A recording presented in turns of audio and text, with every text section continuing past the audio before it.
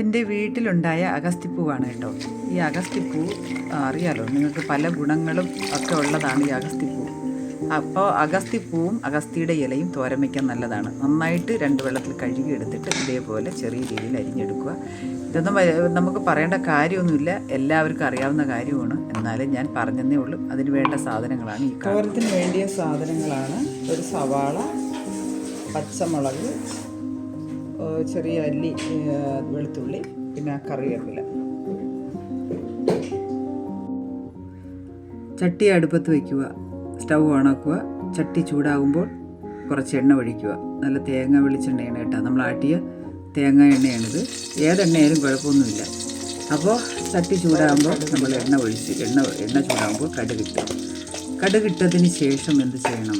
നമ്മൾ 2 വറ്റൽമുളക് കൂടി അങ്ങിടും. ഞാൻ വറ്റൽമുളക് ഇട്ടതിന് ശേഷം നമ്മൾ അരിഞ്ഞ് വെച്ച ഉള്ളിയും പച്ചമുളകും വെളുത്തുള്ളിയും കൂടി ഉണ്ടല്ലോ, അതും കൂടി അങ്ങിടും. പിന്നെ ആ കറിവേപ്പിലയും കൂടി അങ്ങിടും. ഒരുമിച്ച് അങ്ങിട്ട് നന്നായിട്ടൊന്ന് വഴറ്റിയെടുക്കുക.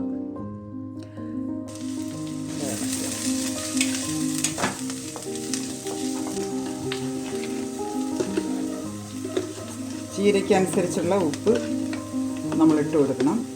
ഉപ്പ് കൂടിപ്പോയി കഴിഞ്ഞാൽ പ്രശ്നമാണ്. അപ്പോൾ അതായത് ശകലം ജീരകപ്പൊടി കേട്ടോ, ഒരു സ്വല്പം ജീരകപ്പൊടി, ശകലം 1/4 സ്പൂൺ മഞ്ഞൾപ്പൊടി, ഇത്ര മതി. ചെറിയ മീഡിയം ഫ്ലെയിമിലായിരിക്കണം വെക്കേണ്ടത്. തേങ്ങ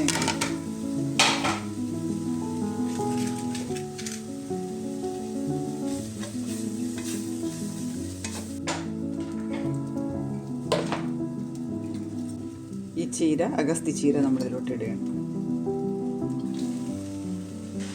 അടച്ച് വെച്ച് നമുക്ക് വേവിക്കുക.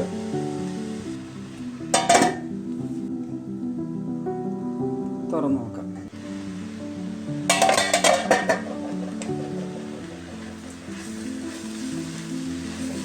അഗസ്തി ചീര ഒരു കയ്പുമില്ല.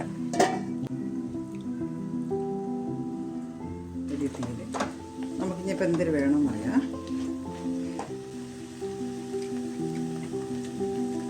കയ്പ്, ചെറിയ കയ്പുണ്ട് ഈ അഗസ്തിയിൽ. കയ്പ് മാറാനായിട്ട് നമുക്ക് ഒരു കാര്യം ചേർക്കാം.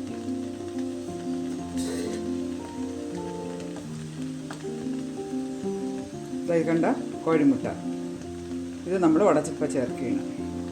അപ്പോൾ കുറച്ചൊന്ന് നന്നായിട്ട് ഇവിടെ ഒന്ന് ഒതുക്കി. നമ്മളെ നാടൻ കോഴിയുടെ മുട്ടയാണ് കേട്ടോ, ഏത് മുട്ടയിലും എടുക്കാം. ഇവിടെ മുട്ട എത്ര വേണമെങ്കിൽ ചേർക്കാം കേട്ടോ. അപ്പം എന്തു ഇനി നമുക്കിത് എല്ലാം കൂടി മുട്ടയെല്ലാം കൂടി ഇട്ട് ഒന്ന് ചിക്കണം. ശരിക്കും ഉണ്ടെങ്കിൽ നമ്മൾ 1-2 മുട്ട ചേർക്കണം കേട്ടോ. 1-2 മുട്ടയെങ്കിലും ചേർത്താൽ നല്ല ടേസ്റ്റുമാണ്. നമുക്ക് ഇനി പതുക്കെ ഒന്ന് ഇളക്കിയിട്ട് കൊടുക്കണം. അപ്പോൾ അതിൻ്റെ വെള്ള അംശങ്ങളെല്ലാം വറ്റി നല്ല തോർത്തി എടുക്കണം. ചിക്കി തോർത്തി എടുക്കണമെന്ന് പറയുന്നിട്ടല്ലേ. മുട്ടയൊക്കെ കട്ട പിടിച്ചിട്ടുണ്ടെങ്കിൽ ഒന്ന് ഇളക്കിയിട്ട് കൊടുക്കണം.